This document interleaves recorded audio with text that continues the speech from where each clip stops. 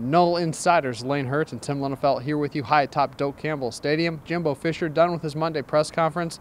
The Noles, a huge win against Florida, 38-22, fifth straight win against the Gators.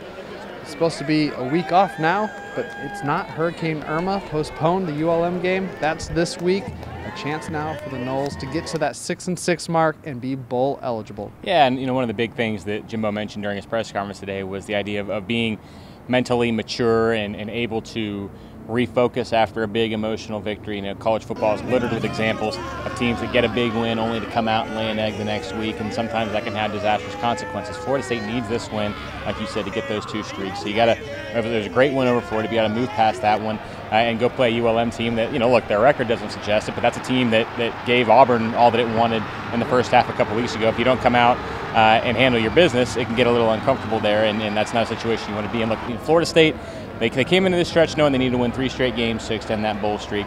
They've won the first 2. Nobody in that locker room wants to win those 2, especially going down and beating Florida, only to come home and not take care of business against ULM. So got to refocus quickly.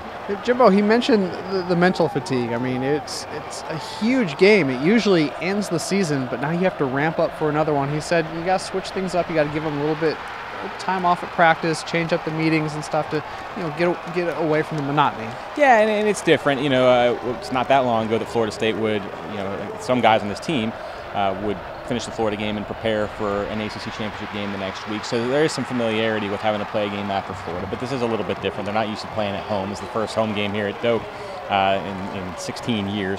And so, yeah, you kind of adjust your routine a little bit. And it's kind of tough, going on the fly. We talked about it really earlier in this season, having to adjust. Football is such a regimented game, so scheduled out and so planned that when there's a change to the routine, which there was earlier in this season, it can be a lot for a big group of guys to have to adjust to. And you thought you were over with that, and for a long time you were, but now it's kind of coming back around. You have to change your routine a little bit, and again, it's a sign of mental maturity and mental toughness to see how Florida State handles that. ULM, a team coming off a 67-50 loss against Arkansas State. Jimbo wanted to focus on the 50 because ULM's a team, if you don't come in, you don't take them seriously enough, they can score points. Yeah, they score more than 36 points a game. I think that's 22nd most in the country. Now, they do give up some points, as you mentioned with that 70 there, and they've given up a lot in some other games as well. But the big thing is, Florida State's defense is going to have to be prepared for a spread them out type of offense. Jimbo said there's a lot of run-pass options. If Florida State fans are familiar with those, lots of fun to defend.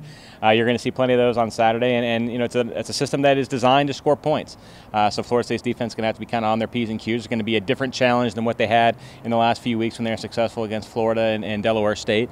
So yeah, it's going to be a big important week of practice. Obviously, Florida State, I think, can reasonably expect to win this game, but they're not just going to be able to walk in there, show up, and get it over with. They're going to have to do some things and play well and earn the victory.